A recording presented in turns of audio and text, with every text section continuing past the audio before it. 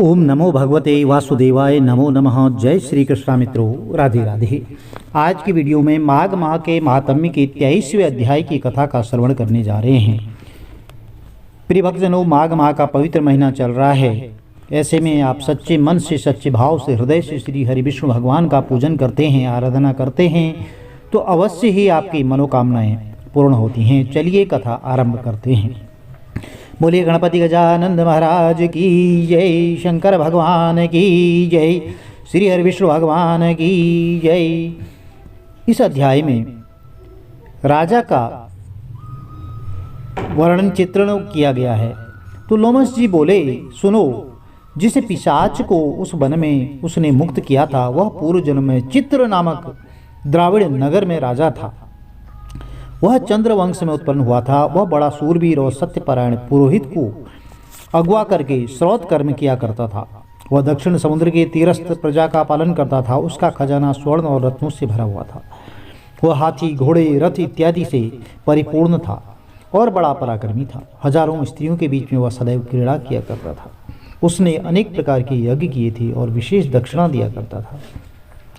अतिथियों की पूजा करता था। वह अस्त्र शस्त्र में निपुण था और ब्रह्म विद्या जानता था। तो ब्रह्मा, विष्णु और महेश, सूर्य में उसकी समान शक्ति थी, भक्ति थी। तो स्त्रियों से घिरा हुआ बगीचों में सर्वदा रमण करता था। एक बार वह कौतूहलवश जटिल मंदिर में गया। वेद विहीन भस्म लगाए हुए जटिल पाखंडियों से युक्त उस महात्मा को की राजा से बातचीत हुई। तो पाखंडियों ने कहा, हे राजन, शैव धर्म के प्रभाव सुनो। इस धर्म की दीक्षा पाकर संसार रूपी पाप को काट करके मनुष्य मुक्त हो जाता है और शिव की आज्ञा के बिना किसी बात की खोज नहीं होती। दान, व्रत, पुण्य, वेदों और यज्ञों से क्या, केवल भस्म धारण करने से ही गणपत्य पद दृढ़ हो जाते हैं। जटा और शिखा धारण किए हुए, सिर मुड़ाए हुए यदि भस्म लगाए हो तो वह शिव का सेवक होकर के शिव के साथ आनंद करता है। इसके समान कोई पुण्य और तप नहीं है। अंध, जड़, नपुंसक, मूर्ख, शूद्रादि वर्ण के यह सभी शैव निस्संदेह पूज्य होते हैं। विश्वामित्र क्षत्रिय होकर भी तप से ब्राह्मण हुए। वाल्मीकि चोर होकर के भी ब्राह्मणों के अग्रगामी तपस्या से हुए। और शिव पूजन में किसी बात का विचार नहीं होता है। हे राजेंद्र, शिव मार्ग में शिव तपस्वी दूसरे देवता का पूजन न करे। शिव तपस्वी को प्रयत्न से विष्णु भगवान का त्याग करना चाहिए। इनका अभिवादन करने से, विष्णु की मूर्ति का पूजन करने से, नाम सुनने से और दर्शन से शिव का द्रोह पैदा होता है। शिव के द्रोह से निसंदेह रौरव नरक मिलता है और शिव भक्त निशंक होकर के शिव के लोक कैलाश में जाता है। इस धर्म में सदैव भस्म धारण करना वर्जित नहीं है। हे राजेंद्र, इस धर्म का पालन करने वाले का कभी विनाश नहीं होता।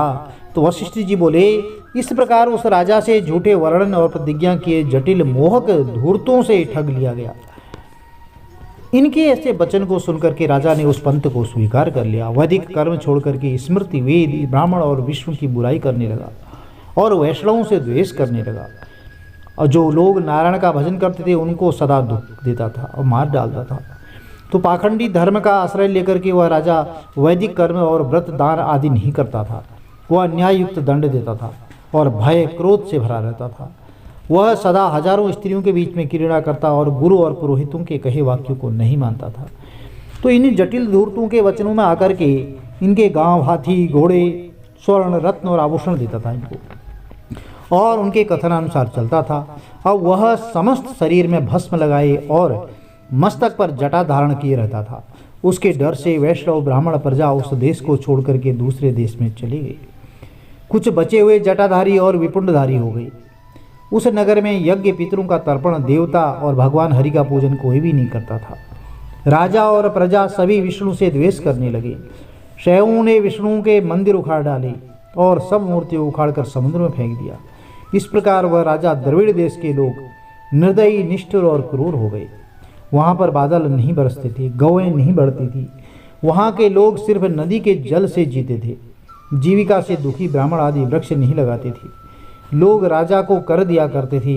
प्रजा अन्न की खराबी न बताकर सड़ा अन्न ही व्यवहार में लाती थी और आचार विचार से रहित वह राजा काल रूप की तरह प्रजा पर शासन करता था। बहुत दिन बाद राजा की मृत्यु हो गई और उसकी और्ध्वैहिक क्रिया वैदिक विधि से नहीं हुई।